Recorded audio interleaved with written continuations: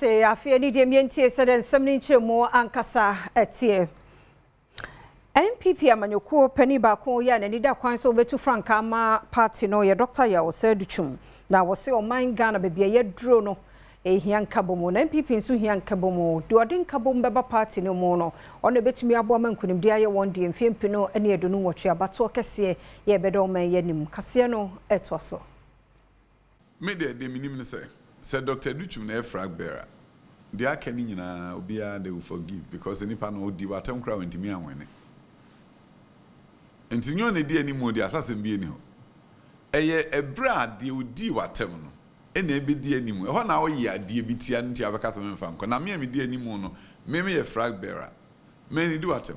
Enti di obi di watem de say ene me number bia. Ti e basa me ni nipa me frɛ omu nyina obia de pepa beba.